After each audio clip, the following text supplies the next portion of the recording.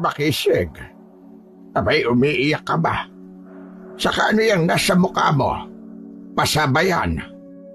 Nakipagsuntukan ka ba ha, Apo? Hindi po, Lolo Tolome. Nadapa lang po ko. Tapos, sumubsob po yung mukha ko eh. Wala po ito. Huwag po kayong mag-alala. Anong wala? Albularyo ko, Apo. Alam ko na hindi ka napasubsob. Kaya ka may pasa sa mukha. Hindi ba isa sa ayaw ko ay ang pagsisinungaling? Abay, Apo, magsabi ka sa akin ng totoo. Kasi po, Lo. Kasi po, tinutokso na naman po kasi ako ng mga kaklase ko eh. Ano ka mo? Tinukso ka? Ay tungkol naman saan? Dahil ba yan sa balat mo sa pisngi mo? Hindi po, Lo. Sabi po nila, apo raw ako ng mangkukulam. Sabi nila, maitim daw nakapangyarihan yung medalyon na suot ko. Tapos, tinulak-tulak nila ako hanggang sa matumba po ako. Saka po nila ako sinuntok. Sinubukan ko pong lumaban eh. Pero Lo, marami po sila eh. Nagsalubong ang kilay ni Lolo Tolome at rumihistro sa mukha nito ang lungkot. Elementarya pa lang ay palagi ng tampulan ng tukso ang 13 taong gulang na si Makisig. Isa na roon ay dahil sa balat niya na nasa kaliwang pisngi na hugis apoy. Ngunit nang tumungtong siya ng high school ay idinamay na ng mga kaklase niya sa panunukso ang trabaho ng Lolo Tolome niya at ang medalyon na palaging suot ni Makisig. Abay, bakit ka naman mapipikon? Gayong alam mo na hindi ako magkukulam. Apo, ako ay isang albularyo. Hindi tayo gumagamit ng itim na mahika. Pero, bakit po nila sinasabi yun, Lo? Bakit gano'n na lang nila ako kutsain kahit wala akong ginagawang masama sa kanila? Dahil mga mangmang sila, Apo. Ang mga tao ay takot sa hindi nila maintindihan. Ang medalyong suot mo ay hindi masama. Hindi ito nagtataglay ng itim na kapangyarihan tulad ng sinasabi ng mga kaklase mong mangmang. Yan ay proteksyon laban sa mga masasamang elemento. Lo, ano po bang kasalanan ko sa mga masasamang elemento na tinutukoy nyo? At kailangan ko pa po ng proteksyon laban sa kanila. Wala kang kasalanan na po. Pero marami na akong nakalaban na masasamang nilalang sa buong buhay ko bilang isang albularyo. At ang medalyon na yan ang nagsisilbing pananggalang mo. Ayokong sa pamamagitan mo ay gantihan nila ako. Yan ang nagtataboy sa mga masasamang nilalang na nais makaganti sa akin. Gusto kong protektado ka palagi, Apo ko. Pero Lo, bakit hindi ko po pwedeng hubarin tong medalyon? Mula pagkabata, tinutokso na po nila ako dahil dito. Bukod pa tong balat ko sa mukha ko. Napabuntong hininga si Lolo Tolome at saglit na tumahimik na parang nag-isip ng isasagot sa apo niyang si Makisig. Naiintindihan ko ang nararamdaman mo, Apo. Pero hindi mo pwedeng basta na lang alisin ang medalyon. Napakaraming masasamang nilalang ang maaaring magtangka sa'yo kung wala ang proteksyon niyan. Baka ikaw ang balikan nila kasi alam nila kung gaano ka kahalaga sa akin, Apo. Kaya hanggat maaari, gusto ko ay ligtas ka. Nang marinig yun ni Makisig ay napuno ng takot ang kanyang puso. Hindi niya alam na may ganoong panganib na nakaabang sa kanya. Pero Lo, sigurado ka ba na walang itim na kapangyarihan ng medalyon na to? Paano po kung meron nga tapos maging masama ako dahil dito? Huwag kang makikinig sa sinasabi ng iba, Apo. Sa akin ka lang makinig at maniwala. Hindi ka magiging masama, Makisig. Ang kapangyarihan ay nasa paggamit ng may-ari. Ang medalyon na yan ay isang proteksyon. Ikaw ang pipili kung anong klaseng tao ka magiging. Huwag mong hayaan na ang mga salita ng ibang tao ang magdikta ng iyong pagkatao. Gusto ko pong gantian yung mga nanunukso sa akin, Lolo. Sinasabi nila na mangkukulam ka. Gusto kong ipakita sa kanila na mali sila ng binabangga. Baka may kapangyarihan ka dyan, Lo, na pwede ko po magamit laban sa kanila. Makisig, Apo. Hindi mabuti ang paghihiganti. Hindi mo rito may papakita na malakas ka. Hayaan mo lang sila magsalita na kung ano-ano laban sa iyo at kung kani-kanino pa. Ikaw na lang ang umiwas. Alam mo ang katotohanan, kaya huwag kang mapikon sa mga salita nila na puro imbento at kasinungalingan lamang. Alam kong hindi madali. Pero tandaan mo, Makisig, hindi ka nag-iisa. Nandito ako. Minsan nga po, parang gusto ko na maglaho kapag tinutokso nila ako eh. Ang hirap po magpaliwanag sa kanila, Lo. Hindi mo kailangan magpaliwanag sa kanila, Apo. Hindi mo kailangan ng kanilang pangunawa o pagtanggap. Ang mahalaga ay kilala mo ang sarili mo at alam mo kung ano ang katotohanan. Bumuntong hininga si Makisig at muling hinawakan ang kanyang medalyon. Ayon kay Lolo Tolome, sanggol pa lamang siya ay suot na niya ang naturang medalyon. Sige po, Lolo. Hindi ko na lang po sila papakinggan. Ako na lang po ang iiwas sa susunod. Yan! Magaling, Apo. Tama yung sinabi mo. Ang mabuti pa, magpalit ka na ng damit para makakain na tayo ng hapunan. Sa mga salita ni Lolo Tolome ay naramdaman ni Makisig ang init ng pagmamahal at suporta nito. Mainit ang hapon na yon sa San Vicente. Tahimik na nagbabasa si Makisig sa sala ng kanilang bahay. Wala si Lolo Tolome dahil nagtungo yun sa palengke. Naputol ang kanyang pagbabasa nang makarinig siya ng katok mula sa pinto.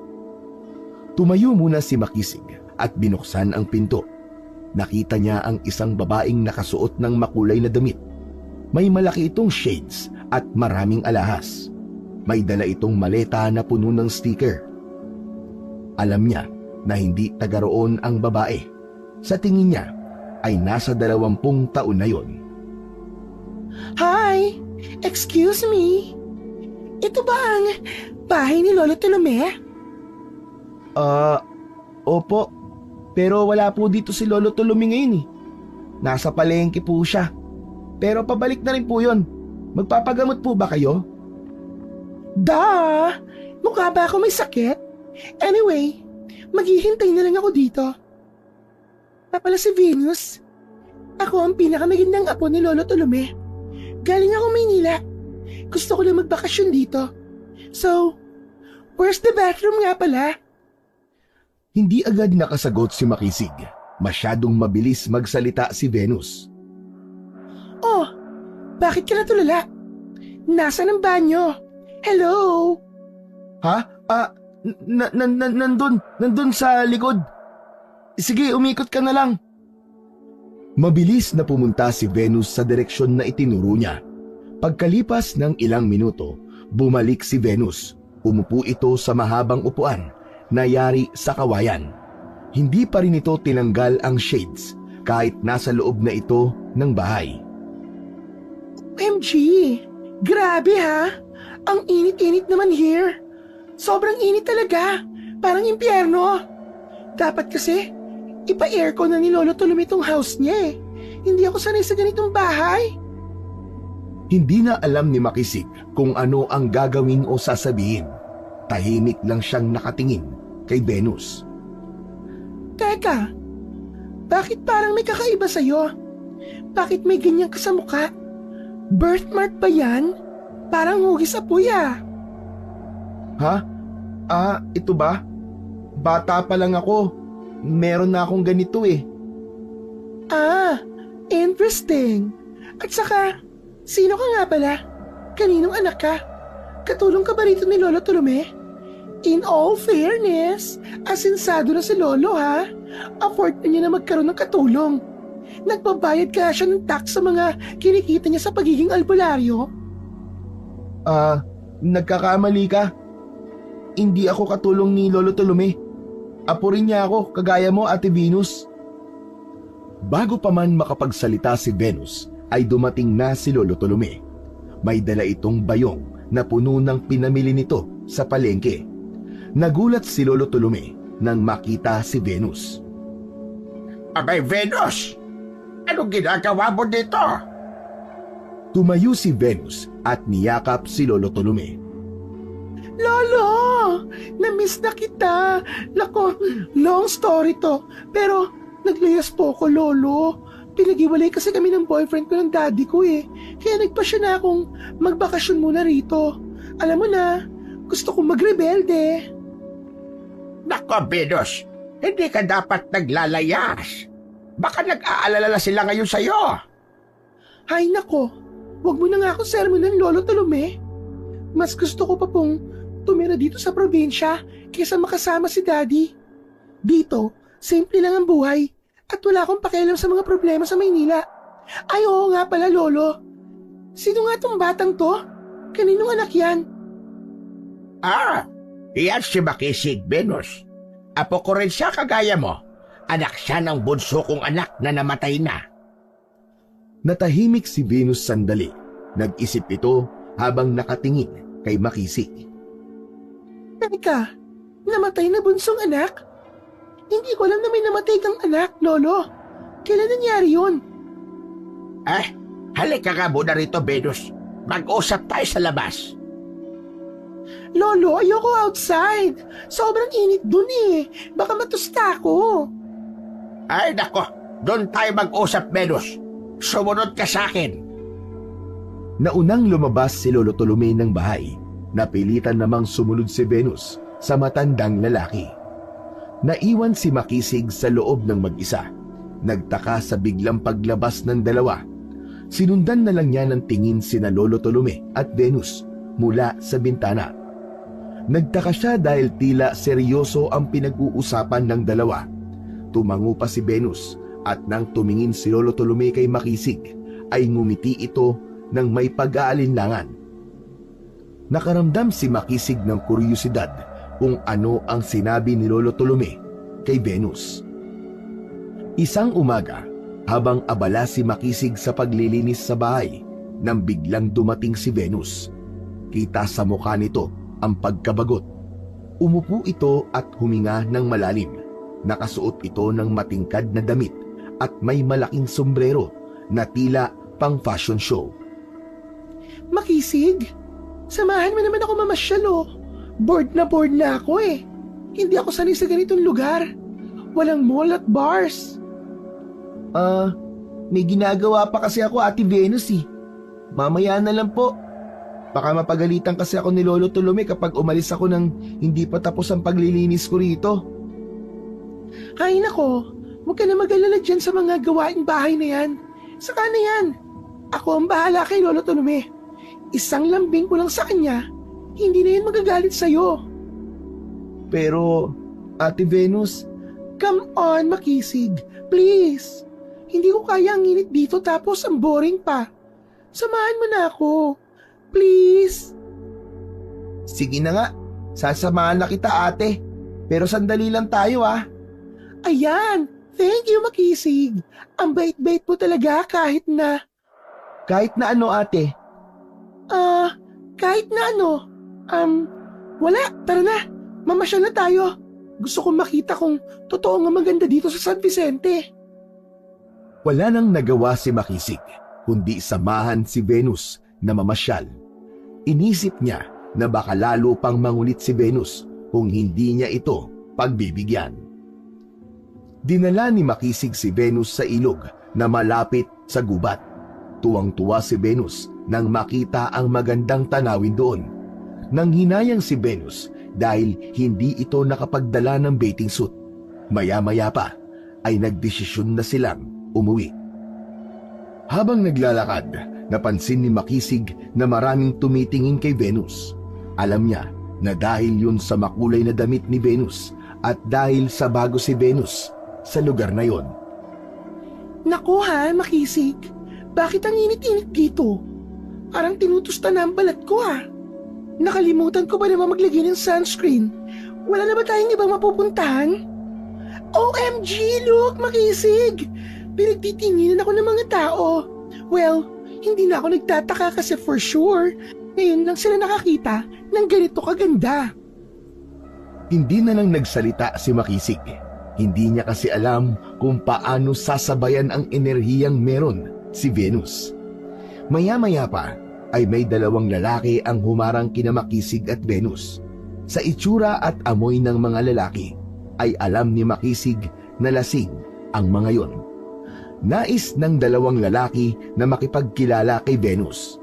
Nang hindi magsalita si Venus at umirap ito, ay nagalit ang mga lalaki. Hinawakan ng isang lalaki ang braso ni Venus. Malakas na sinampal ni Venus ang lalaki na mas lalong nagpatindi sa galit ng mga lasing. Hinawakan ng isa pang lalaki ang magkabilang balikat ni Venus at tinangka itong halikan. Malakas na tumili si Venus habang si Makisig naman ay hindi alam kung ano ang gagawin. Bitiwan niyo ako! Ang papangit niyo! Makisig! Tulungan mo naman ako! Ipagtanggol mo ako! Nang sumigaw si Venus ay agad na nakaramdam si Makisig ng matinding galit sa dalawang lalaki. Hindi niya alam kung anong uri ng tapang ang sumanib sa kanya, pero ang nasa isip niya lamang ng sandaling yon ay ang matulungan si Venus. Hinila ni Makisig ang lalaking nakahawak kay Venus at malakas niya yung sinuntok sa tiyan. Sa lakas ng suntok ni Makisig ay sumuka ang lalaki. Natalsikan si Venus ng suka ng lalaki kaya nandidiri itong napasigaw. Isinunod naman ni Makisig ang isa pang lalaki. Sinipa niya ito sa tuhod kaya napaluhod ito. Isang malakas na suntok ang pinatama niya sa mukha nito at agad itong nawalan ng malay. Hindi makapaniwala si Makisig sa nangyaring yon. Pakiramdam niya ay nagkaroon siya ng bigla na kakaibang lakas at parang may apoy na bumabalot sa buo niyang katawan. Nanginig si Makisig, hindi dahil sa takot, kundi dahil sa gulat sa kanyang nagawa. Oh my gosh, Makisig! Ang lakas mo pala! Paano mo yung nagawa? Para kang superhero, ah! Grabe! Hindi ako makapaniwala, pero sobrang kadiri! Yak! Puno na ako ng suka! Ew! Ate Venus, huwag mo po sasabihin kay Lolo Tulumin na yung nangyari ngayon ha. Baka magalit po siya sa akin eh. Ayaw niya kasi na nakikipag-away ako. Don't worry. Secret lang natin yon. Magaling kaya akong magtago ng secret. Pero, pwede bang umuwi na tayo? Hindi ko na kaya tumabahong suka all over me eh. Naglakad na sina Makisig at Venus pabalik sa bahay ni Lolo Tulume. Iniwanan nila ang dalawang lasing na lalaki na nakahiga sa lupa. Pagdating sa bahay, ay agad na dumiretso si Venus sa banyo upang makapaglinis. Habang si Makisig naman ay nakatulala lang sa sala at iniisip kung paano niya nagawang patumbahin ng ganoon kadali yung dalawang lalaki. Pagsapit ng hapunan ay magkakasabay na kumain sina Makisig, Lolo Tulume at Venus. Pinuri ni Venus ang niluto ni Lolo Tulume na ginataang langka. Yun na raw ang paborito nitong ulam simula ngayon. Si Makisig ay tahimik at umasang hindi na ikikwento ni Venus kay Lolo Tulume ang nangyari kanina. Ngunit sa kalagitnaan ng pagkain nila, hindi na nga napigilan ni Venus ang bibig nito. Lolo Tulume, alam mo ba kung ano nangyari kanina? Grabe si Makisig, Lo. May mga lalaki ng basto sa akin. Tapos, binugbog sila ni Makisig. Ang galing-galing niya. Para siyang action star. Ate Venus, Oops! Sorry. Nakalimutan ko na. Secret nga lang pala natin yon. Huminto si Lolo Tulume sa pagmuya at tumingin ng seryoso kay Makisig. Kinabahan si Makisig sa tingin ng lolo niya sa kanya. Totoo ba yun, Makisig? Totoo po Lolo. Patawarin niyo po ako. Makisig po. Ilang beses ko na ba sinabi sa'yo na umiwas ka sa gulo? Binastos po kasi nila si Ate Venus eh. Kahit na, dapat ay humingi kayo ng tulong sa ibang tao. Bata ka pa, Makisig. Hindi ka dapat nakikipagbasag ulo. Hindi na nagsalita si Makisig at yumuko na lamang. Tahimik niyang tinapos ang kanyang pagkain, habang si Venus ay tila hindi apektado at patuloy lang ito sa pakikipag-usap kay Lolo Tolome. Pagkatapos ng hapunan, nilapitan ni Venus si Makisig, ngunit hindi niya ito pinansin. Kahit anong sabihin ito, ay hindi nagsalita si Makisig. Makisig, ano ba? Huwag ka na magtampo. Sorry na, okay? Hindi ko kasi napigilan eh. Sobrang exciting kaya nung nangyari. Sabi ko sa'yo, huwag mong sasabihin kay Lolo eh. Nag-promise ka pa. Bakit may kinuwento sa kanya? Sorry na nga, di ba? Okay, promise, next time. Kapag may nangyari ulit na ganun, hindi ko na talaga ikakwento kay Lolo Tolome. Sige na, bati na tayo. Hindi na nagsalita si Makisig. Tumalikod siya at pumasok sa kanyang kwarto. Iniwanan niya si Venus na mag-isa sa sala. Agad na humiga sa papag si Makisig at napatulala. Naisip niya kung bakit ganun kalakas ang kanyang mga kamay kanina. Ilang beses na siyang napaaway, pero yun ang unang beses na naramdaman niya ang ganoong uri ng lakas. Isang gabi, habang nag-uusap sina Makisig at Lolo Tolome sa sala, ay lumabas si Venus sa kwarto nito. Pormang-porma ito at amoy na amoy nila ang matapang nitong pabango. Puno ng kolorete ang mukha nito. Sa itsura ni Venus ay halatang meron itong pupuntahan. Saan ang punta mo, Venus? At sobrang kulay mo Para kang coloring book. Lolo, pupunta po ako sa sayawan sa plaza. Narinig ko kasi sa mga kabataan kanina na merong pa-disco doon ngayong gabi. Gusto ko lang po na mag-enjoy saglit. Namiss ko kasing pumarty eh. Hindi pwede, Venus. Gabing-gabi na. Abay, delikado. Nabastos ka nung isang araw, hindi ba? At baka maulit yon. Ang KJ mo naman, Lolo. Sayang naman itong outfit ko. Gusto ko lang po makapaglibang. Sige po, isasama ko naman po si Makisig eh. Di ba Makisig? Sasama ka sa akin? Napatingin si Makisig kay Venus. Pinanlakihan siya nito ng mata. Opo.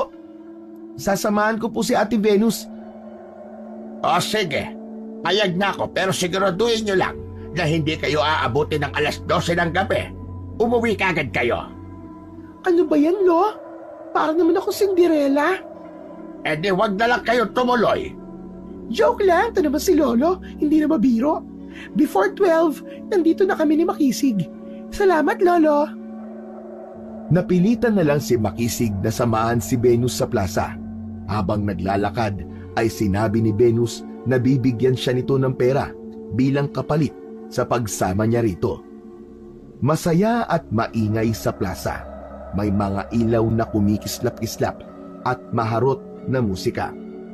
Agad na nagtungo si Venus sa gitna para magsayaw, habang si Makisig naman ay naupo sa isang sulok. Habang nakaupo si Makisig, biglang lumapit ang mga kaklase niyang sina Jojo at Ricky. Ang dalawa ang palaging nangunguna sa panunukso sa kanya. Nag-umpisa ang dalawang tuksoin si Makisig. Pinagtawanan ng mga yon ang balat at ang suot niyang medalyon. Paulit-ulit na sinabi ni Makisig sa sarili ang mga sinabi noon ni Lolo Tolome na wag na niyang pansinin ang mga nanunukso sa kanya. Iniwas niya ang tingin kina Jojo at Ricky. Hanggang sa lumapit na sa kanila si Venus na narinig ang mga panunukso ni na Jojo at Ricky kay Makisig. Hoy, kayong dalawang tukmol! Bakit nyo inaaway ang pinsan ko, ha? Kung wala kayong magandang sasabihin, wag na kayo magsalita. Maghanap kayo ng ibang pagtitripan nyo. Natakot ang dalawa kay Venus at nagmamadaling umalis ang mga yon. Salamat Ate Venus ha. Hindi ko akalaing ipagtatanggol mo ko. course. No one messes with my favorite cousin, no? Alam mo, mas mabuti pa na sumama ka na lang sa akin na magsayaw. Baka balikan ka pa ng dalawang mokong na yun eh.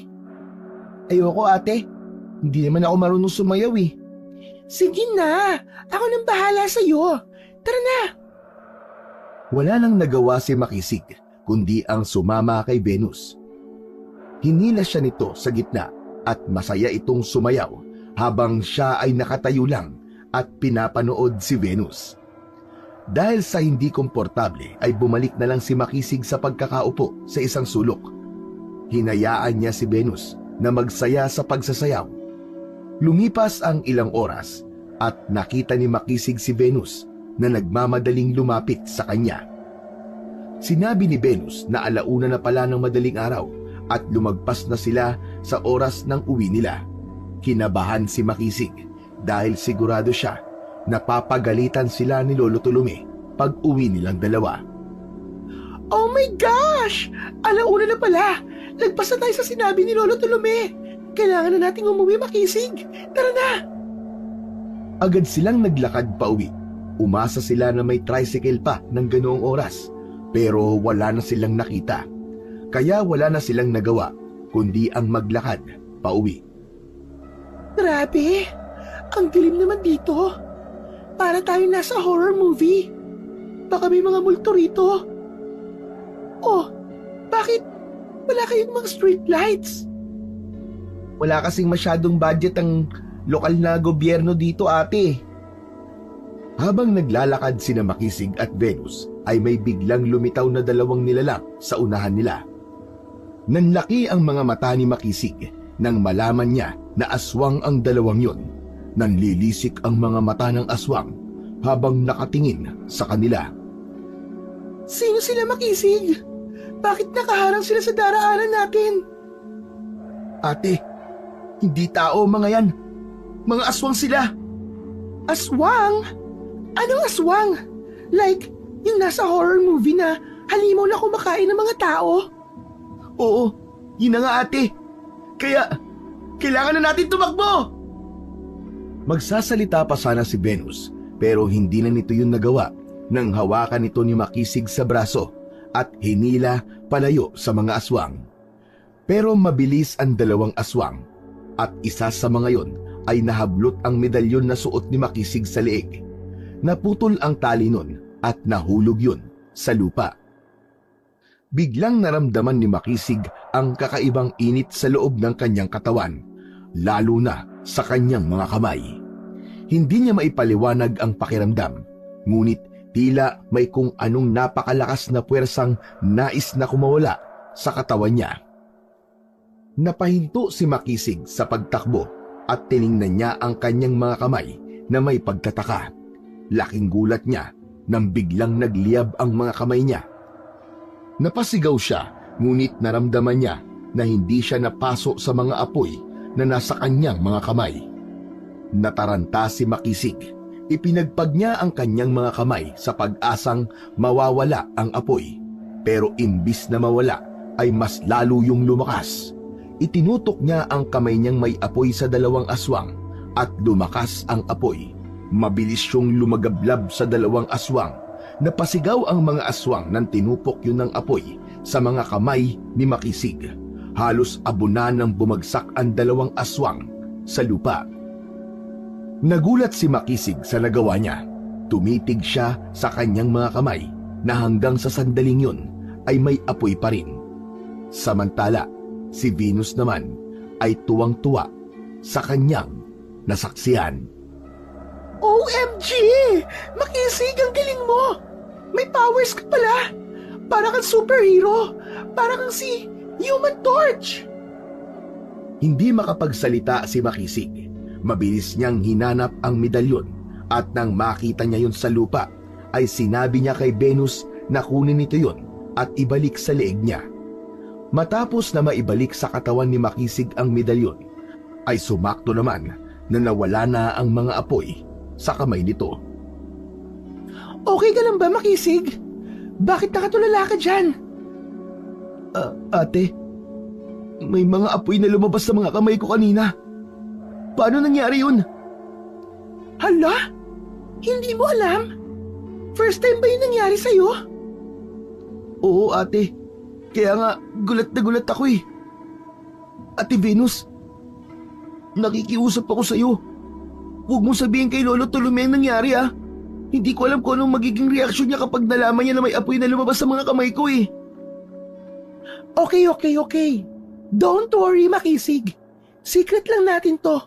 Wala akong sasabihin kay Lolo Tolome. Walang sasabihin. Baka naman mamaya, maulit yung dati na hindi mo napigilan ang bibig mo. Ano ka ba naman, Makisig? Nandulas lang naman ako nun eh. Pero hindi na talaga ako magsasabi kay Lolo Tolome. But promise me ha, gamitin mo lang yung powers mo kapag kailangan natin. Grabe, Makisig! You're so amazing talaga!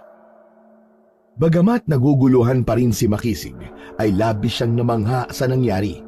Hindi niya alam kung paano yun nangyari, kaya nagkaroon siya ng kagustuhan na malaman kung bakit may mga apoy na lumabas sa kanyang mga kamay. Tinupad naman ni Venus ang ipinangako nito kay Makisig. Hindi nito sinabi kay Lolo Tolome ang nangyari nung gabi na inatake sila ng dalawang aswang. Isang gabi, inaya si Makisig ni Venus na magtungo sa tabing ilog upang magpiknik. Pinayagan naman sila ni Lolo Tolome basta wag na raw mauulit yung umuwi sila ng madaling araw na. Naglatag sila ng banig pagdating nila sa tabing ilog. Bilog ang buwan kaya kahit paano ay may kaunting liwanag ang paligid. Umalis sandali si Venus at nang bumalik ay may dala na itong mga kahoy. Inayos nito yun. Sinunod naman nitong ilabas ang uling at ihawan. Inilabas naman ni Makisig ang isang plastic container na may nakalagay na hilaw na barbecue. Wow! Ang perfect naman! Ang ganda ng panahon at tahimik pa. Tapos mamaya, mag-bonfire tayo, Makisig. Teka, Ate Venus, nasan pala ang posporo para makapagpabaga na ako ng uling? Medyo nagugutom na ako eh.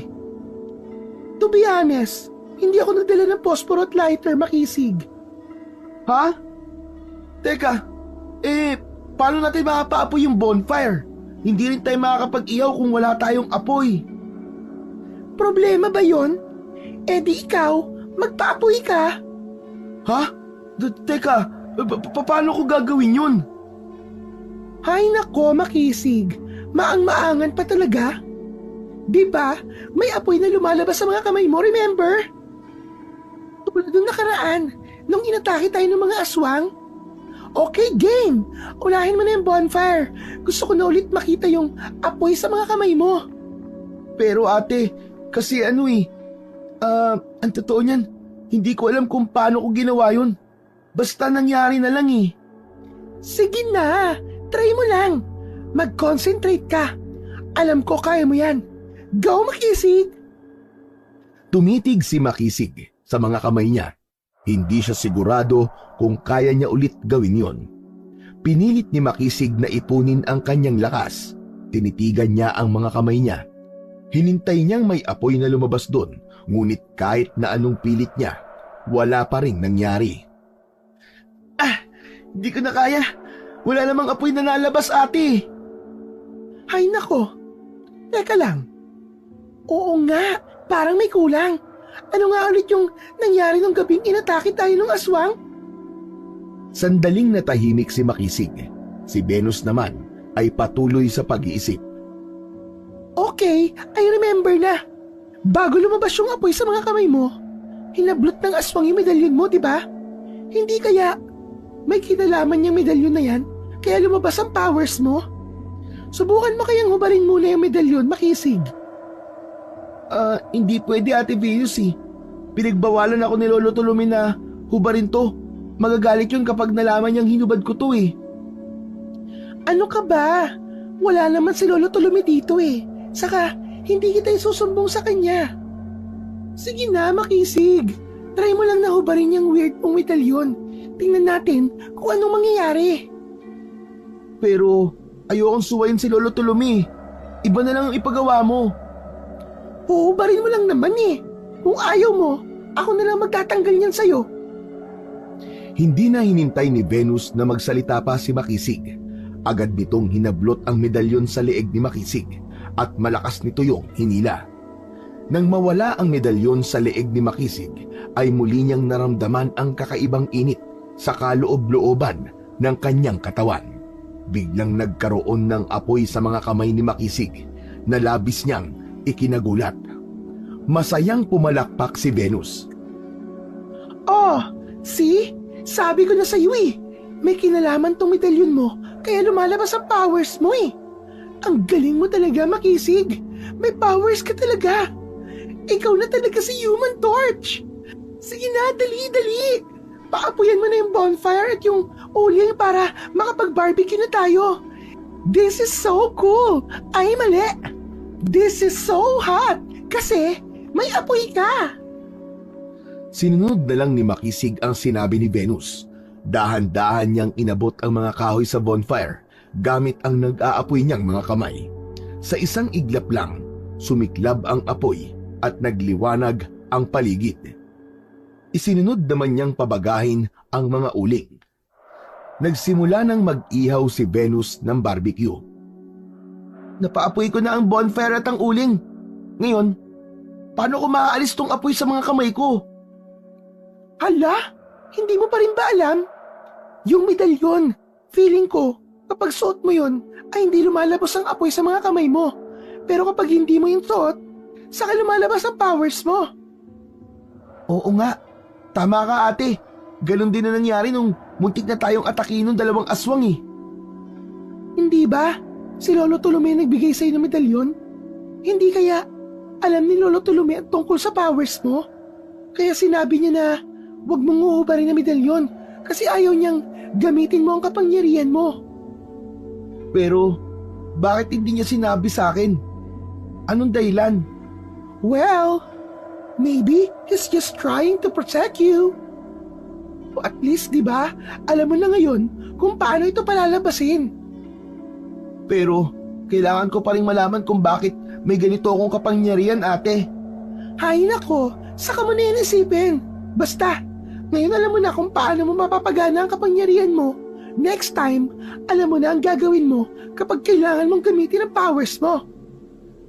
Tumayo si Venus at lumapit kay Makisig. Isinuot nito kay Makisig ang medalyon. Biglang nawala ang apoy sa kanyang mga kamay. Bumalik na si Venus sa pagluluto ng barbecue. Si Makisig naman ay hindi pa rin maalis sa isip ang mga tanong tungkol sa kapangyarihan niya. Malakas ang kutob niya na si Lolo Tolome ang makakapagbigay sa kanya ng mga kasagutan sa mga katanungan niya. Matapos na maihaw ang lahat ng barbecue, ay pinagsaluhan na yon nina Makisig at Venus sa tabi ng bonfire. Sa pagkakataon na yon, ay kumbinsido na siya na ang medalyon ang nagsisilbing pumipigil sa paglabas ng kanyang kapangyarihan. Tama ka nga, ate Venus. Itong medalyon nga ang pumipigil sa kapangyarihan ko. Kapag suot ko to, nawawala ang apoy. Pero kapag hinubad ko naman, ay doon na lumalabas ang apoy. O di ba? Yan ang sinasabi ko sa'yo kanina. Nagtataka lang talaga ako kung bakit hindi to sinabi sa akin ni Lolo Tolome. Pwede mo naman siyang tanungin eh. Pero wag muna ngayon. Palipasin mo muna ang ilang araw. Naalerto si Makisig nang may marinig siyang kaluskos sa kung saan. Napatingin sila ni Venus sa iisang direksyon at mula roon ay lumabas ang isang matangkad na lalaki na may matipunong pangangatawan. Marumi ang damit nito at mukhang nangihina. Magandang gabi sa inyong dalawa. Huwag kayong matakot sa akin. Hindi ako masamang tao. Ilang araw na kasi akong naliligaw sa gubat at ngayon lang ako nakalabas. Gutom na ako. Baka pwede ako makahingi ng pagkain. Ha? Oo naman po. Heto, may sobra kaming barbecue. Sige, kumain ka na. Lumapit ang lalaki sa kanila na nagpakilala sa pangalan na Rodante. Nagpakilala na rin sila rito.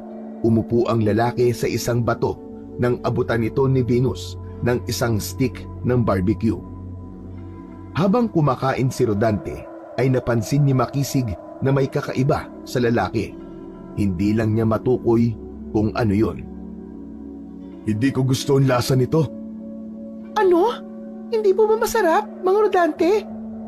Teka, ilang oras pa bang binabad yung barbecue, Makisig?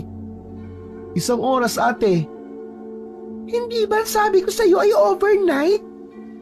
Di ba, kaninang hapon lang natin binili tong karne? Paano ko to may bababad ng magdamag? Nagulat sina Makisig at Venus nang itinapon ni Rodante sa lupa ang barbecue na hawak nito. Hoy! Ba't ang magsayang ng food? Bakit ba? Sa hindi masarap eh. Dahil ang gusto ko ay sariwang laman at dugo ng tao. Mabilis na nagbago ang anyo ni Rodante. Tinubuan ito ng makapal na balahibo sa buong katawan. Ang mukha nito ay naging mabalasik. Humaba at naging matulis ang mga kuko nito. Naging pula ang mga mata ni Rodante. Napatayo sina Makisig at Venus nang malaman nila na isang aswang ang lalaking tinulungan nila. Sa isang iglap, sinugod ni Rodante si Makisig. Nabigla si Makisig at muntik na siyang masakmal nito kung hindi siya nakaiwas. Mabilis na tumakbo si Venus at nagtago sa likod ng isang puno. Nanlaki ang mga mata ni Makisig nang tumayo ang aswang sa harapan niya. Hindi siya makagalaw dahil hindi niya alam ang kanyang sasabihin. Agad na hinubad ni Makisig ang medalyon. Lumabas muli ang apoy mula sa kanyang mga kamay.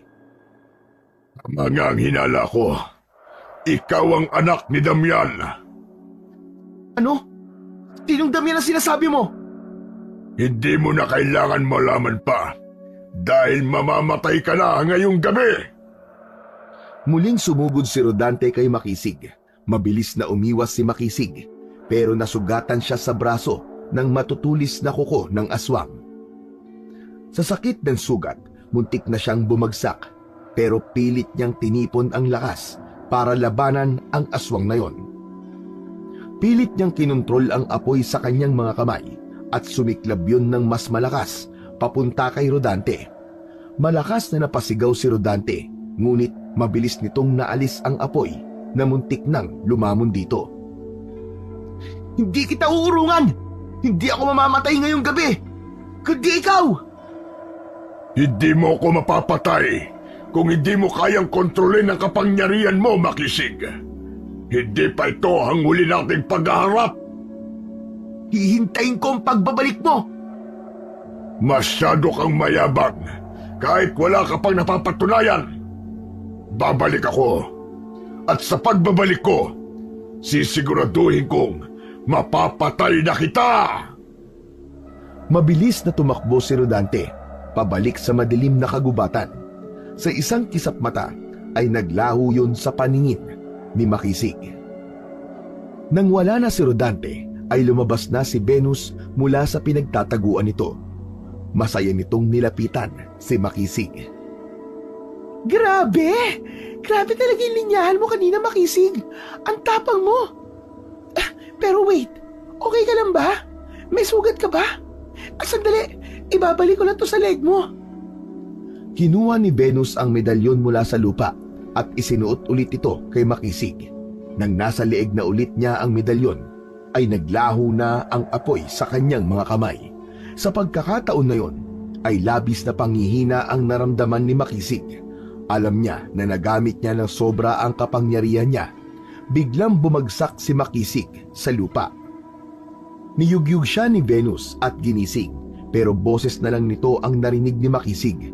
Hindi na siya nakagalaw hanggang sa tuluyan na siyang mawalan ng malay. Nang bumalik ang ulirat ni Makisig, ay naroon pa rin siya sa tabing ilog.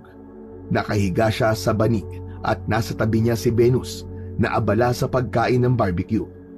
Nang makita siya nito na gising na, ay binitawan nito ang barbecue at umusog palapit sa kanya. Kumusta ka na, Makisig? Okay ka na ba? Ang tagal mo nakatulog, ha? Ano nangyari, ate? Grabe! Ang sama ng panaginip ko. May kinalaban daw akong aswang tapos ikaw, ate. Wala kang ginawa kundi ang magtago. Hindi yun panaginip, Makisig. Lahat ng nangyari na inakala mo panaginip ay totoo. Tingnan mo, may sugat ka sa braso mo. Nakalmot ka kasi nung tiyakang aswang na yon.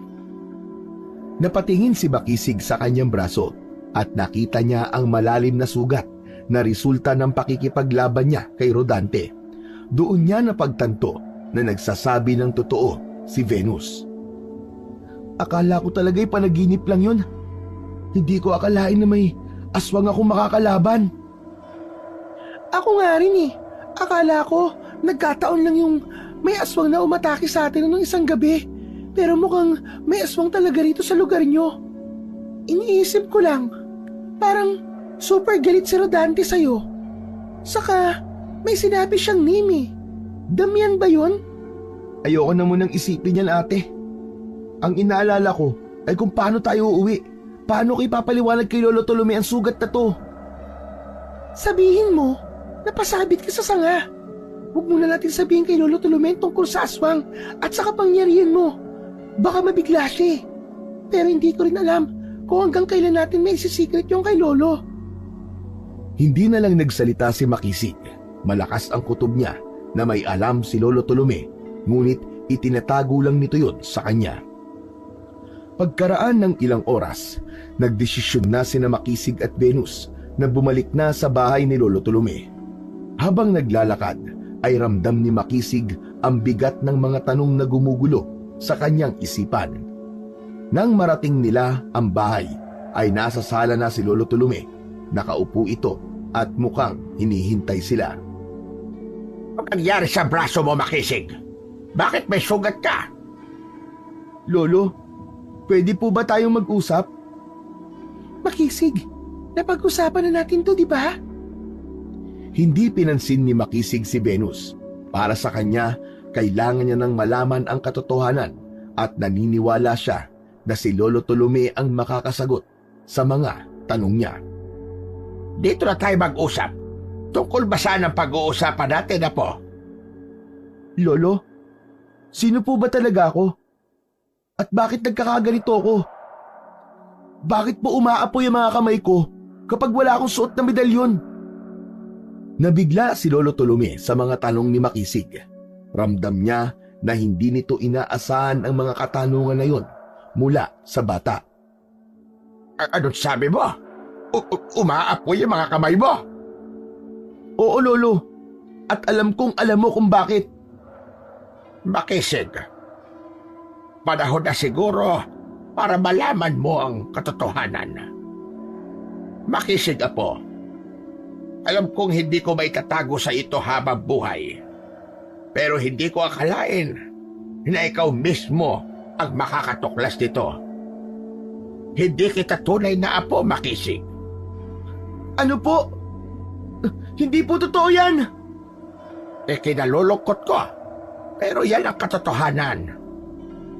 Mangyari kasi, Makisig, napulot kita sa kabundukan nung naghahanap ako ng isang halamang gamot. Sanggol ka pa lamang noon.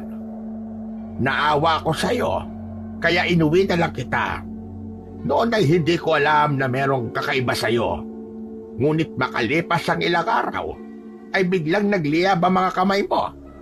Hindi ko alam kung paano yun nangyari, pero natakot ako.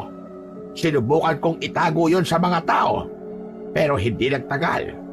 Nalaman ng mga tao sa lugar na yon ang tungkol sa pagliyab ng iyong mga kamay. Ginawa nyo after that, Lolo Tolome? Nang malaman ng mga tao na nag-aapoy ang kamay mo, ay natakot sila sa'yo.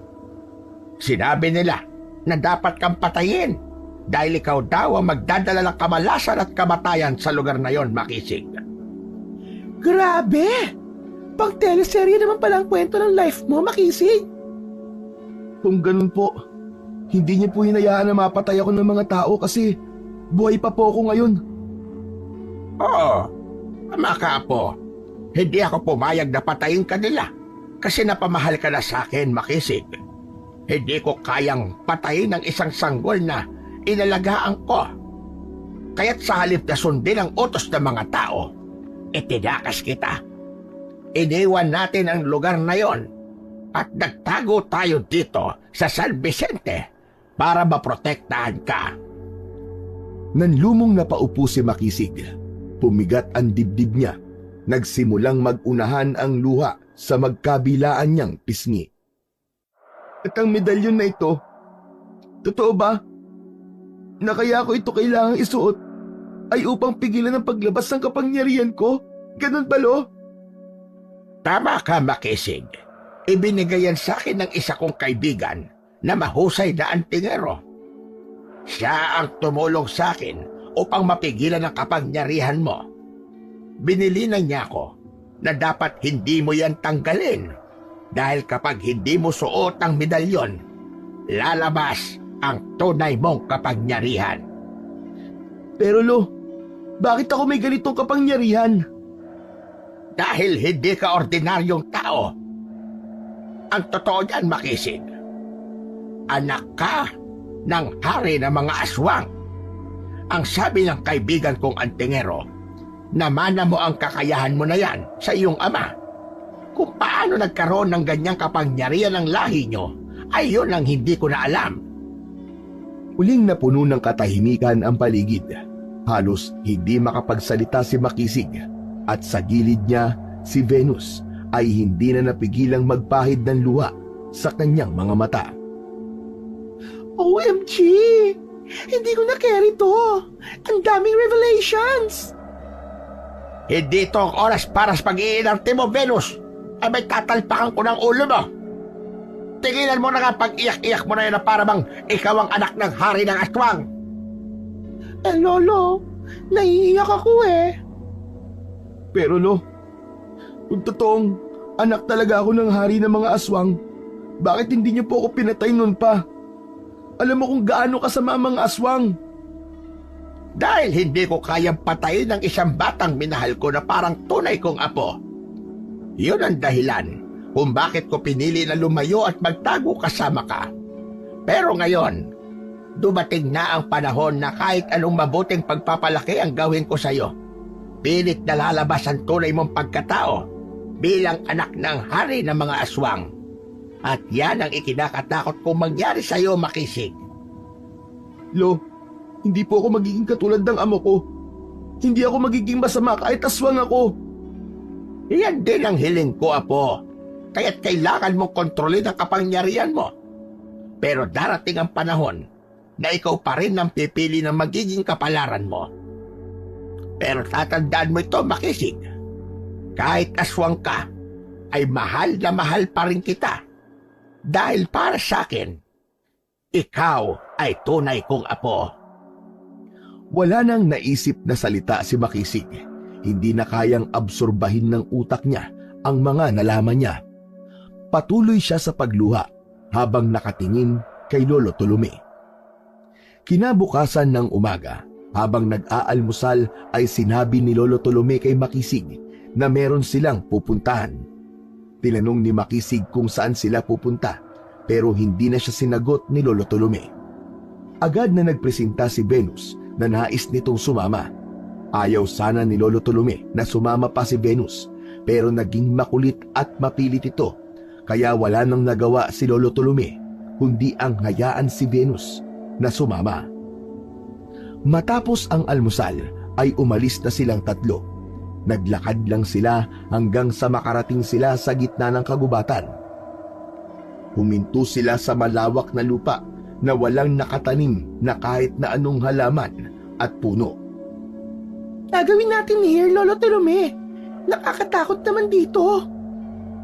Ikaw pa talaga nagtanong yan. Sabit ka lang naman dito, Venus. I'm just asking, Lolo. Ang init naman ng ulo mo.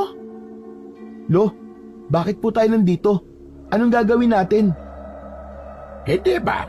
Sinabi ko sa'yo na kailangan mong matutunang kontrolin ang kapangyarihan mo.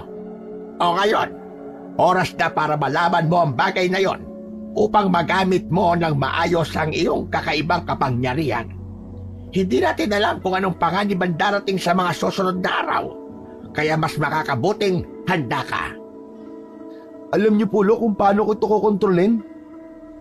Itinuro sa akin ng kaibigan kong antingero, Tailania, Darating ang araw na malalaman mo ang katotohanan. Kailangan mong maniwala sa sarili mo. Huwag kang magpatalo sa takot. Ang kapangyarihan mo ay isang apoy at nasa iyo na kung gagamitin mo ito sa kabutihan o sa kasamaan. Lumapit si Lolo Tolome kay Makisig at inalis nito ang medalyon na suot ni Makisig. Nabigla sila nang biglang magliyab ang mga kamay niya.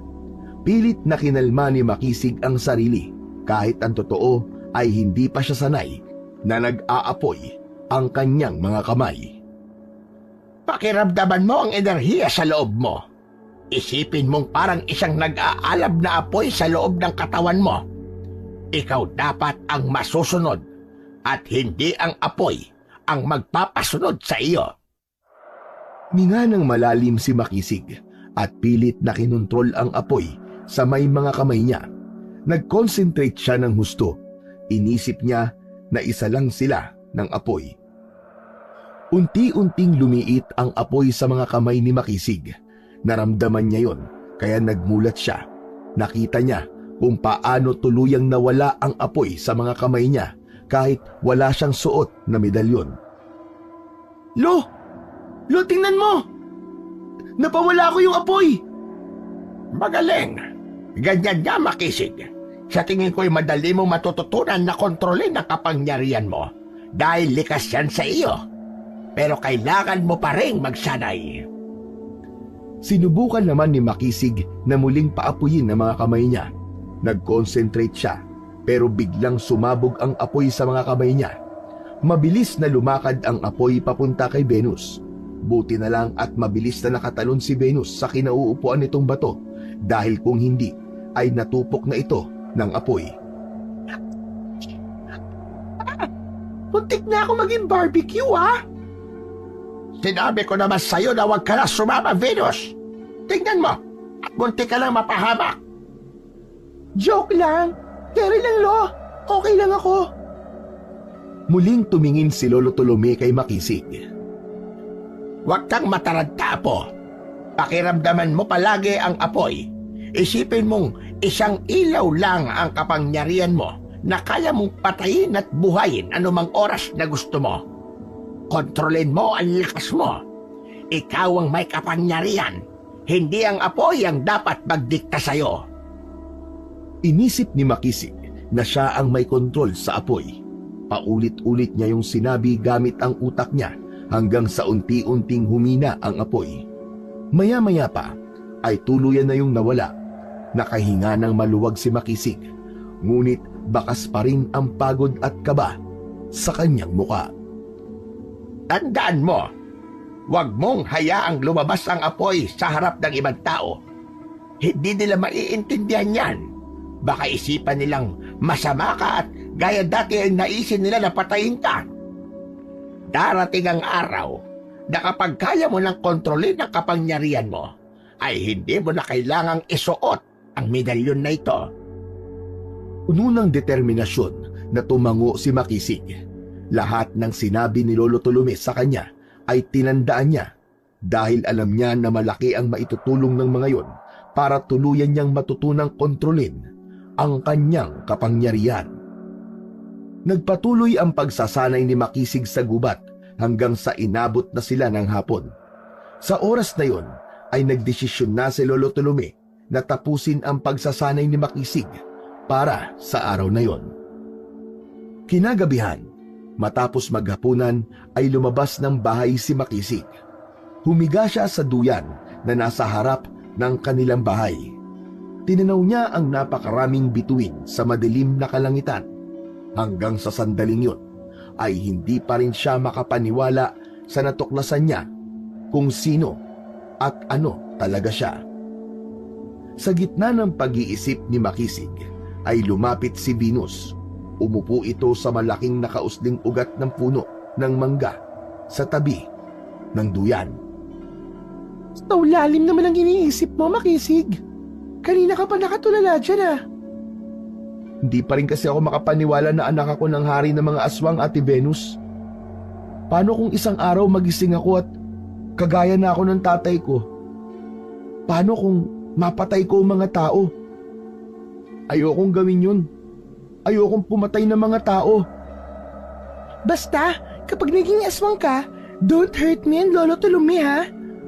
Pero seriously, I think, wala kang dapat ikatakot. Pinalaki ka ni Lolo Tulume sa maayos na paraan. Siguro, kahit aswang ka, ay dala mo pa rin ng mga tinuro sa'yo ni Lolo. Ewan ko, Ate Venus. Kinakabahan pa rin ako kapag naging aswang na ako eh. Paano kung makalimutan ko lang mga itinuro ni Lolo Tulume sa akin? Yung parang hindi ko na makontrol ang kasamaan na natural na sa isang aswang? Like what Lolo Tulume said, ikaw may kakayahan na pumili kung anong papanigan mo. Kasamaan o kabutihan, hindi to tungkol sa kung ano kang isinilang. Kung sino ka ngayon, Makisig, yun ang importante.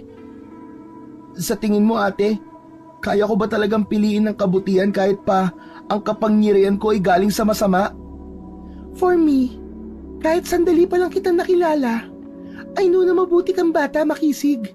Kaya nga, kahit na-discover ko na may powers ka at aswang ka, ay hindi ako natakot sa'yo. Kasi alam kong mabuti kang tao. Nangangako ako sa iyo, Ate Venus, at kay Lolo Tulume na hindi ako gagawa ng masama. Pipilitin kong gamitin sa mabuti tong kapangyarihan ko. That's my boy! Ganyan nga, Makisig. Salamat, ate ah. May kwenta ka rin palang kausap kahit madalas puro kaartehan ka lang. Aray ko naman. Pero of course, hindi lang ako puro ganta. May sense din akong kausap, lalo na sa mga ganitong situations. Kahit paano ay gumaan ang pakiramdam ni Makisig sa naging pag-uusap nila ni Venus.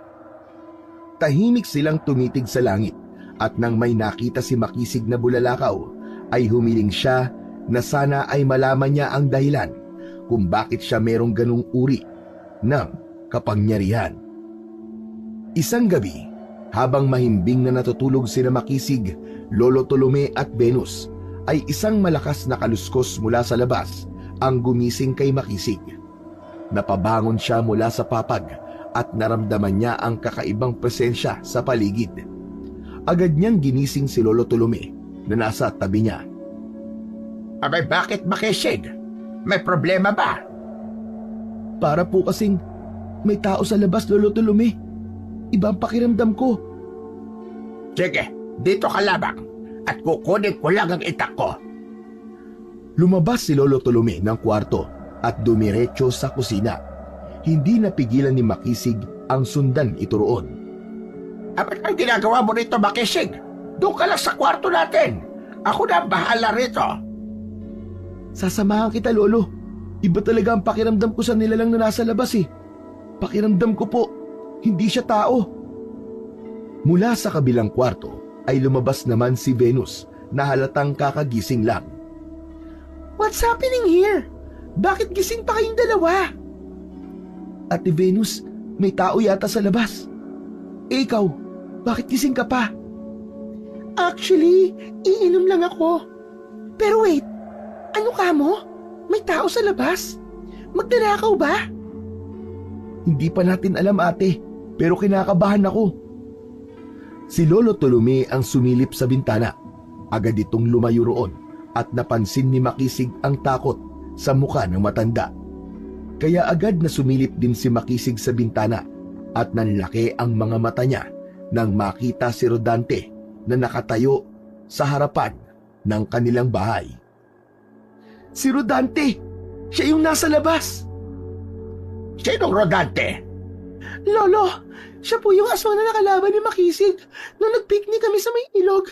Ang sabi po niya, babalikan daw niya si Makisig. OMG! Tinotoo nga niya ang sinabi niya.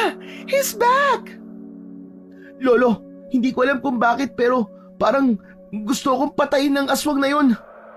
Pwes, uunahan natin siya. Hindi ako papayag na saktan kanya, Apo. Lalaban tayong lahat. Ay, bet ko yan, Lolo.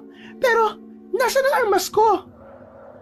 Kinuha ni Lolo Tulume ang buntot ng pagi na nakasabit sa dingding at ibinigay niya yon kay Venus.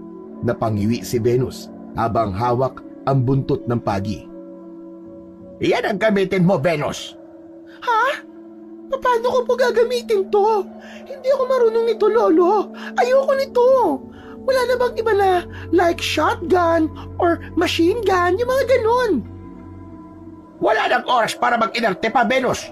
Matalino ka naman siguro kaya ikaw na magdiskubre kung paano mo yan magagamit. Makisig, kaya mo bang kontrolin ang kapangyarihan mo? Susubukan ko po, Lolo. Habang nag-uusap sila, ay biglang nasira ang pinto ng kanilang bahay. Napasigaw si Venus nang makita nila si Rodante na nasa anyong aswang na nakatayo sa labas ng pinto.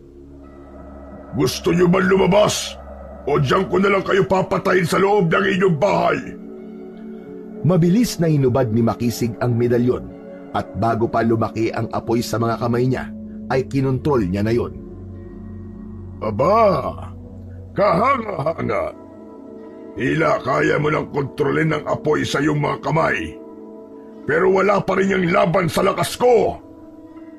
Hindi kita papayagan saktan mo ang pamilya ko! Makisig, dalhin mo ang aswang na yan sa likod ng bahay natin.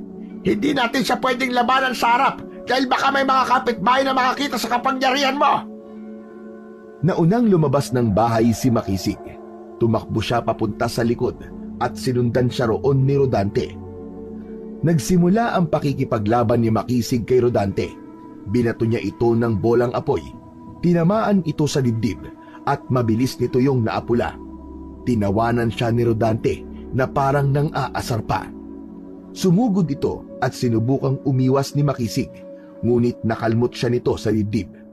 Hindi ipinakita ni Makisig na nasaktan siya dahil alam niyang mas lalong matutuwa si Rodante. Sa puntong yon ay dumating na si Lolo Tolome at Venus upang tulungan si Makisig. Walang takot na sinugod ni Lolo Tolome si Rodante. Ngunit bago pa mataga ni Lolo Tolome ang aswang, ay nahawakan na kagad ni Rodante sa braso si Lolo Tolome. Inagaw nito ang itak sa matanda at itinapon yun sa malayo. Susugurin sana ni Venus si Rodante pero natigilan ito. Venus, kung tinatayo-tayo mo dyan, atakihin mo na ang aswang. Hindi ko po alam how to use this buntot pagi, Lolo. Ay nako, basta hampasin mo lang siya. Malakas na sumigaw si Venus at hinampas nito si Rodante gamit ang buntot ng pagi. Tumama yon sa braso ng aswang kaya nabitiwan nito si Lolo Tolome. Mabilis na lumayo si Lolo Tolome sa aswang. Oh my God! Ang galing ko! Nakita mo ba yun, Lolo? Tinamaan ko siya! Oo, nakita ko. Hindi ako bulag. Napakaihay mo talaga, babait ka. Muling hinarap ni Makisig si Rodante. Pinalaki niya ang apoy sa mga kamay niya. Nang muli silang magsagupaan, ay naramdaman ni Makisig na mas lumakas si Rodante. Bukod doon, ay mas naging mabilis din ito. Malakas na sinunggaban ni Rodante si Makisig na naging dahilan para matumba siya. Napangiwi siya nang mapagtanto niya na nasugatan din siya ni Rodante sa tagiliran. Naglakad si Rodante papalapit kay Makisig. Tumayo ito sa harapan niya at nakakalokong ngumisi. Yan na ba ang lakas na ipinagmamayabang mo, ha, Makisig? Ang buong akala ni Makisig ay yun na ang katapusan niya. Ngunit mula sa kung saan ay isang mas malaking aswang ang dumating at humarang kay Rodante.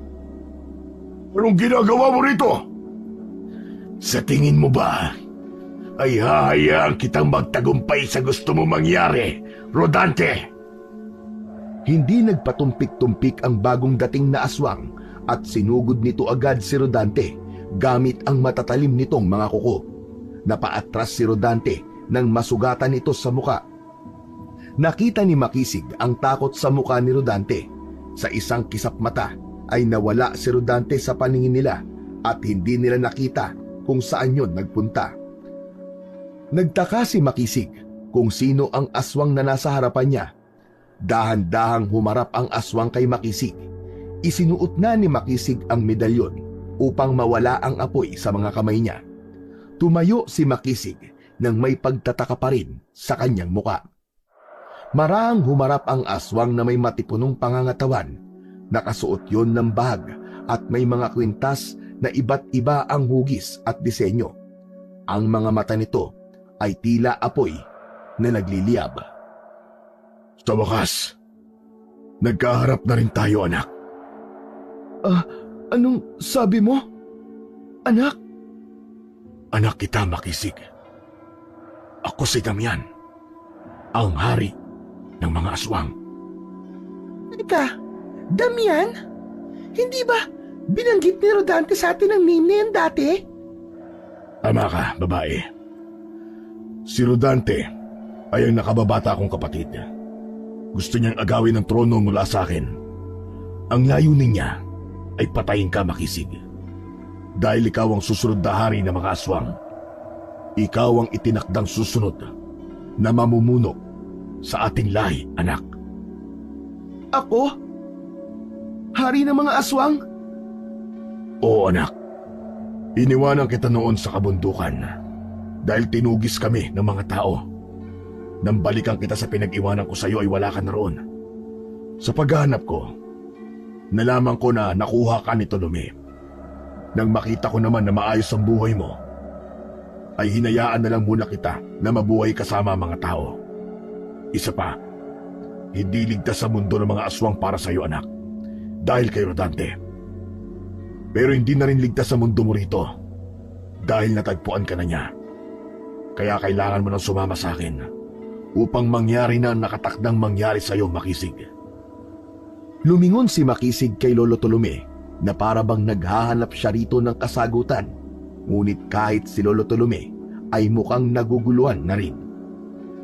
Hindi ko alam kung ano ang sasabihin ko. Gusto kong makasama ka, Ama. Pero hindi ko kayang iwan si Lolo Tolome. Siya po ang nagpalaki sa akin. Naiintindihan kita, anak. Pero sa susunod na kabilugan ng buwan, kailangan mo nang sumama sa akin. Kailangan ko nang ipasa sa iyo ang pagiging hari ng mga aswang. Hindi ko po alam kung sasama ako sa iyo, Ama. Bibigyan kita ng pagkakataon na mag-isip. Babalik ako ilang araw bago sumapit ang kabilugan ng buwan. Tandaan mo na hindi ito ang mundo mo, anak. Hindi ka nabibilang dito. Kaya sana ay maging pabor sa kung ano nakatakda sa iyo ang magiging desisyon mo. Tahimik na tumango si Makisig habang nakatingin kay Damian. Bago umalis si Damian ay lumapit ito kay Makisig at niyakap siya. Matapos ang yakap na yon ay tumalikod na si Damian at dahang-dahang nawala sa kadiliman. Simula noon ay walang araw ang lumipas na hindi pinag-isipan ni Makisig kung ano ang magiging desisyon niya. Isang hapon, nagtungo si Makisig sa ilog upang makapag-isip-isip. Umupo siya sa gilid ng ilog habang nakalubog ang mga paa niya sa malamig na tubig. Maya-maya pa ay dumating si Lolo Tolome. Tumabi yun sa kanya at tinapik siya sa balikat. Napag-isipan mo na ba ang sinabi ng ama mo, Apo? Lolo, di ko pa po alam. Naguguluhan pa rin po ako hanggang ngayon. Gusto kong makasama ang totoo kong ama dahil sabik po ako sa pagmamahal ng isang magulang. Pero natatakot po ako. Saan ka natatakot, Apo? Natatakot po ako na baka maging kagaya nila ako. Baka maging masama rin ako gaya ng ibang aswang. Paano kung magising ako isang araw na wala na akong kontrol sa sarili ko? Ayokong maging ganun, Lolo. Ayokong makasakit ng tao. Gaya na sinabi ko sa iyo noon, ikaw pa rin ang pipili ng landas at tatahakin mo. Kung ano man ang maging desisyon mo, susuportahan kita. Pero alam ko, kahit ikaw pa ang maging hari ng mga aswang, ay hindi mo makakalimutan ang mga itinuro ko sa iyo na kabutihan. Yan din po ang sinabi sa akin ni Ate Venus. Pero baka iba na po kapag nandun na ako sa mismong sitwasyon eh.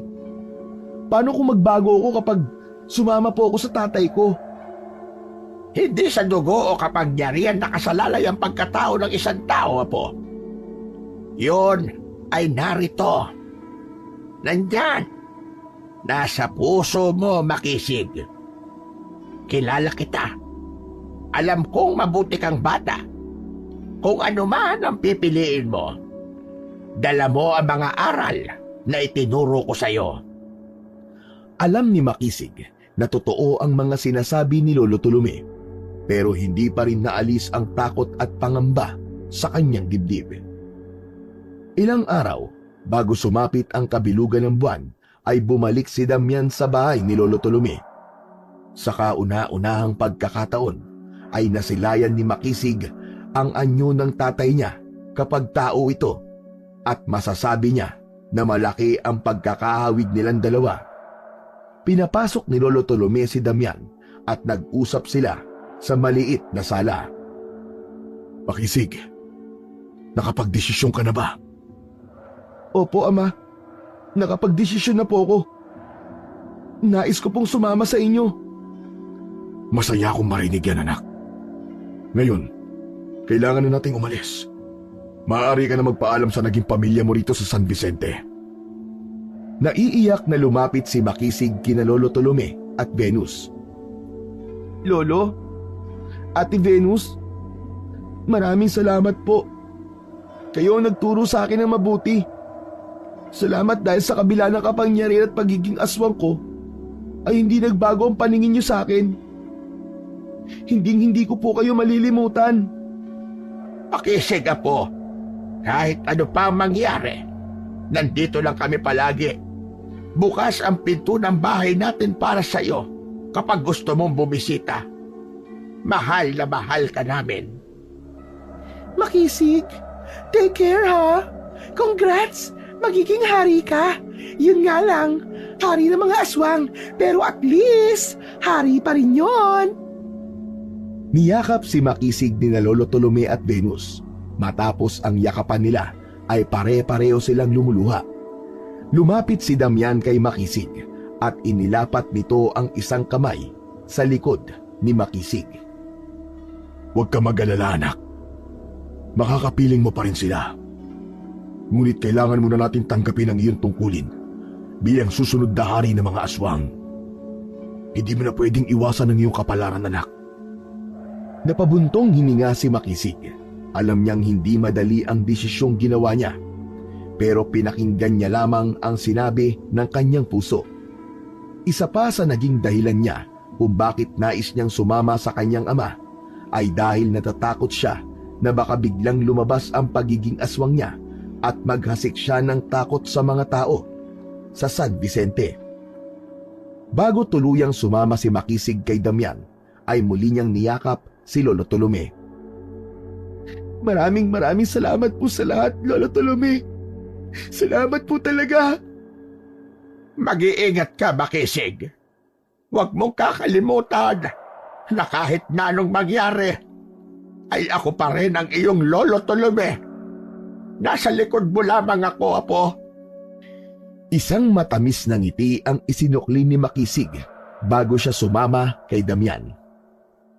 Nang makarating sina Makisig at Damian sa kuta ng mga aswang sa bundok, ay nakita ni Makisig ang napakaraming aswang. Iba't iba ang mga anyo nun. May mga may pakpak, may matutulis na pangil, at kung ano-ano pa. Lahat ay yumukod kay Makisig na para bang nagbibigay ng paggalang sa kanya.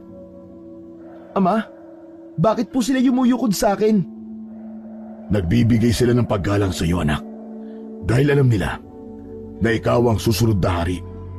Ngayon pa lang ay kinikilala ka na nila bilang pinuno nila. Nagpatuloy sila sa paglalakad hanggang sa makarating sila sa isang altar na nasa gitna ng kuta. Sa ibabaw nito ay nakalagay ang mga sinaunang kagamitan para sa ritual. Nakaramdam ng kaba si Makisig, pero mas matimbang ang kuryosidad sa kanyang isipan. Naalala niya ang kanyang kapangyarihan, kaya hindi niya nasinayang ang pagkakataon na itinanong yun sa kanyang ama. Ama, meron po sana akong itatanong sa inyo. Ano yun, anak? Bakit po may kapangyarihan ako? Umaapoy po kasi mga kamay ko kapag hindi ko suot ang medalyon na to. Totoo po ba na sa inyo ko naman ang kapangyarihan na yon? Hindi mo sa akin namana ang kapangyarihan na yan, anak. May ganyan kang kakayahan dahil ang ina mo ay isang makapangyarihan na engkantada. Bago siya namatay, ibinigay niya sa iyo ang kapangyarihan niyang yon. Ang apoy na nakakapuksa ng kahit na anong bagay, basta mapapalakas mo ito ng gusto. Natatangi ka, Makisig, dahil sa lahat ng aswang ay ikaw lamang ang may ganyang kapangyarihan. Natigilan si Makisig. Hindi niya inasahang ang ina niyang hindi niya nakilala ay isa palang engkantada. Unti-unti, pakiramdam ni Makisig ay unti-unti niya nang nakikilala ang tunay niyang pagkatao dahil sa mga bagay na nalaman at natuklasan niya. Naging mabilis lang ang paglipas ng mga araw hanggang sa sumapit na ang kabilugan ng buwan. Bago sumapit ang 12:00 ng hating gabi, ay nagsimulang magsama-sama ang mga aswang sa paligid ng altar. Dumating na ang oras ng ritual ng paglilipat ni Damian ng pagiging hari ng mga aswang kay Makisig. Magkaharap na nakatayo sina Makisig at Damian sa harapan ng altar. Oras na, Makisig! Sa ritual na ito, ililipat ko na sa iyo ang trono ng pagiging hari ng mga aswang. Pamumunuan mo ang ating lahi, gaya ng pamumunong ginawa ko rito ng napakahabang panahon. May kinuhang patalim si Damian sa altar. Kinuha ni Damian ang kaliwang kamay ni Makisig at hiniwa nito ang palad niya. Napangiwi si Makisig sa sakit. Inilahad ni Damian ang palad nito at gamit ang patalim ay hiniwaan din ito yon. Ngayon, Makisig, tinatanggap mo ba ang pagiging hari ng mga aswang? Oo, Ama. Tinatanggap ko ito ng buong puso. Pinagsalikop ni Makisig at Damian ang mga palad nilang may sugat at dumudugo. Isang nakakakilabot na enerhiya ang sumiksik sa katawan ni Makisig. Naramdaman niya ang kakaibang lakas sa loob ng kanyang katawan. Nang bitawan ni Damian ang kamay niya, ay mas lalong naramdaman ni Makisig ang nag-uumapaw na lakas at kapangyarihan niya. Biglang nagliyab ang kanyang mga kamay at kasabay nun ay nabasag ang medalyon na nakasabit sa leeg niya. Napaluhod sa lupa si Makisig. Malakas siyang sumigaw dahil tila sa ganoong paraan niya lang kayang ilabas ang kapangyarihan na nakalukob sa kanya ng sandaling yun. Unti-unting nagbago ang anyo ni Makisig. Ang mga mata niya ay naging pula. Humaba ang mga kuko niya at naging matutulis. Maging ang mga ngipin niya ay naging matutulis na tila kahit anong bagay ay kayang wasakin. Isang malaking pakpak ang tumubo sa likod ni Makisig. Marahan siyang tumayo at humarap sa lahat.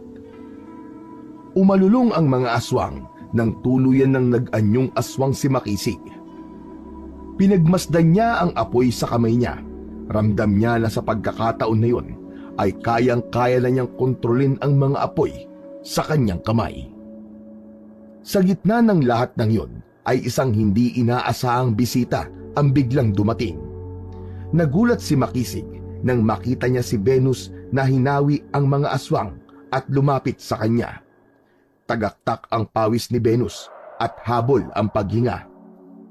Aatakihin sana ng mga aswang si Venus pero mabilis siyang pinigilan ni Makisig.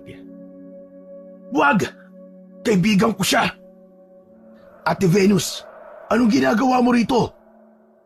Wow! Ang scary ng transformation mo, Makisig, ha? Pero ang powerful.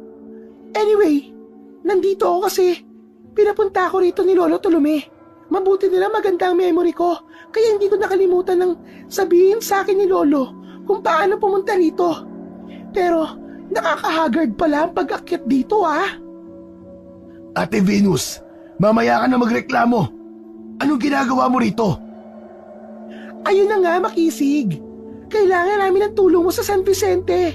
Si Rodante, nag-aasik ng lagim doon. At alam mo ba, na isa si Lolo Tolome sa mga nakikipaglaban kay Rodante. Pinigilan ko siya, pero masyado siyang matapang. Ano? Bakit naman idinamay ni Rodante ang San Vicente sa galit niya sa akin? Hindi ko rin alam. Ikaw na lang ang magtanong sa kanya mamaya. Pero sa ngayon, kailangan mo kaming tulungan, please. Sige na, Makisig. Help us. Baka mapahamak si Lolo Tolome at ang nayon. Kinabahan si Makisig. Sa kabila ng pagiging aswang niya, ay hindi pa rin niya alam kung magagawa ba niyang talunin si Rodante. Tumingin siya kay Damian na noon ay tahimik lang na nakikinig sa usapan ni na Makisig at Venus. Ama, kailangan kong tulong mo. Kailangan nating labanan si Rodante. Hindi ko alam kung may laban ba ako sa kanya. Hindi ko pwedeng pabayaan si Lolo Tolome at ang mga tao sa San Vicente. Makisig, wala sa dugo natin ang iligtas sa mga tao mula sa pag-atake ng ibang aswang. Hindi tayo mga tagapagligtas.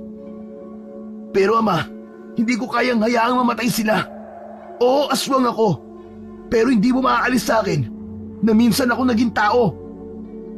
Kahit anong sabihin mo, anak, hindi mo ako mapipilit na tumulong sa mga tao. Hindi mo ako katulad, ama. May tungkulin ako na protektahan ng mga tao. Kahit na ito ay laban sa lahi natin. Tulungan mo man ako o hindi, lalabanan ko si Rodante. Humarap si Makisig kay Venus. Sinabi niya na kailangan na nilang magbalik sa San Vicente sa mabilis na paraan.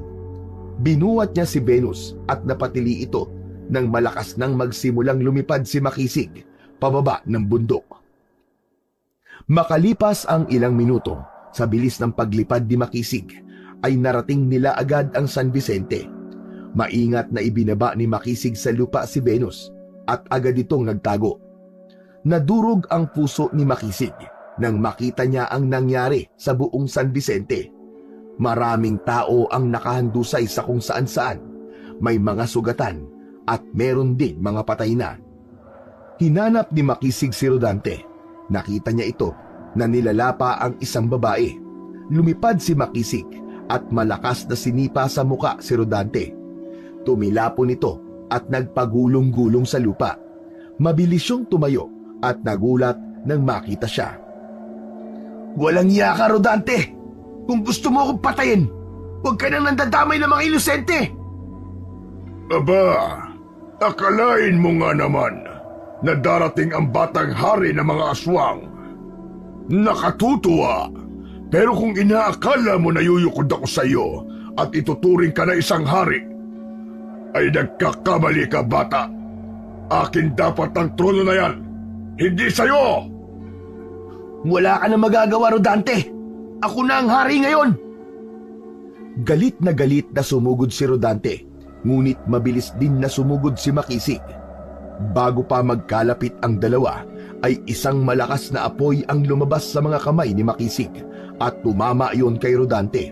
Sumabog yon at muling tumilapon si Rodante.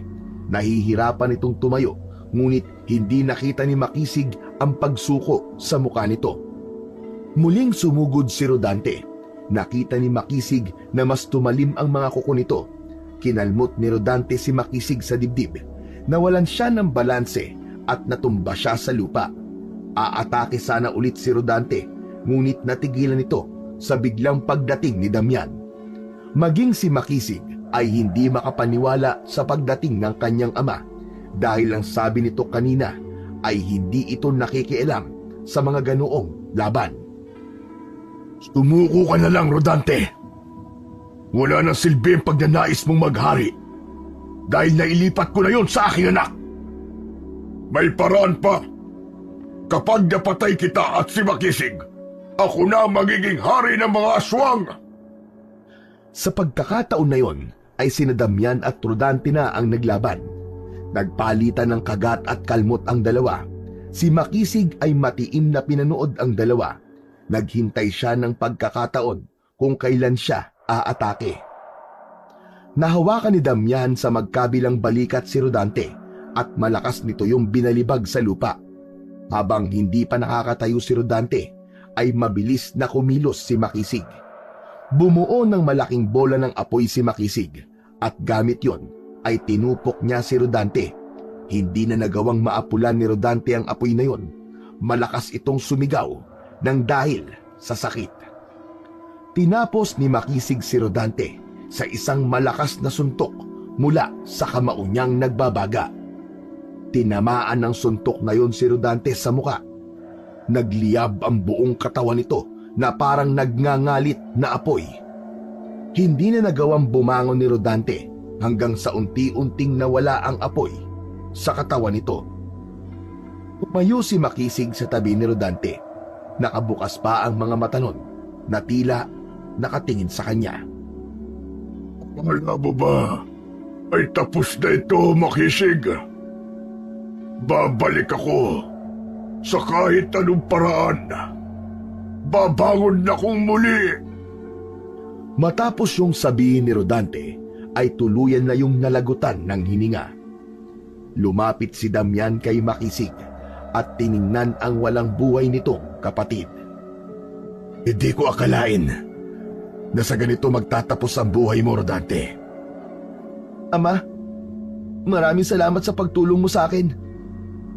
Hindi ko ito ginagawa. Pero dahil sa anak kita, may mga bagay na kailangan kong baliin at baguhin para sa iyo. Agad na tumalikod si Damian at lumitaw ang malaki nitong pakpak. Mabilis itong lumipad palayo hanggang sa nawala na yun sa paningin ni Makisig. Labis ang kasiyahan ni Makisig nang lumapit sa kanya sina Lolo Tolome at Venus. Walang pag-aalinlangan na niyakap siya ng dalawa. Wow, grabe! Ang astig mo, Makisig! Ay salamat dahil tinulungan mo kami, Apo. Tinandaan ko pong sinabi niyo sa akin, Lolo, na ako ang pipili ng landas sa tatahakin ko. At ngayon po, alam ko na ang landas sa tatahakin ko. Ang kabutihan. Kahit ako pa po ang hari ng mga aswang, hindi nito ako mapipigilan na piliin pa rin ang tama. Pinagbabalaki kita, Makisig. Nakakatuwa ka dahil hindi mo kinalimutan lahat ng pangaral ko sa iyo. Sa kabila ng pagtulong ni Makisig sa mga tao sa San Vicente laban kay Rodante, ay may ilan pa rin ang may pag-aalinlangan kung totoo bang mabuti siya. Dahil dito, mas pinili ni Makisig na manirahan na lamang sa kabundukan kasama ang iba pang mga aswang. Naging layunin niya bilang hari ng mga aswang na dalhin sa tamang landas ang kanyang ama at ang iba pang aswang upang gamitin ang kanilang kapangyarihan at lakas para sa kabutihan. Paminsan-minsan, bumabalik si Makisig sa San Vicente upang dalawin si Lolo Tolome, lalo na nang bumalik na si Venus sa Maynila. Hindi nawawala sa isip ni Makisig ang huling banta ni Rodante. Nababalik ito sa kahit na anong paraan, kaya't patuloy niyang pinaghuhusay ang kanyang kapangyarihan. Sa mga sumunod na taon, patuloy niyang pinrotektahan ang San Vicente laban sa iba pang mga aswang na nagtangkang manalasa dito. Sa bawat laban, ipinakita ni Makisig na sa kabila ng kanyang nakakatakot na anyo, ang puso niya ay nananatiling mabuti. Para kay Makisig, ang kapangyarihan niya bilang hari ng mga aswang ay hindi para sa kasamaan, kundi para sa kabutihan at kapayapaan.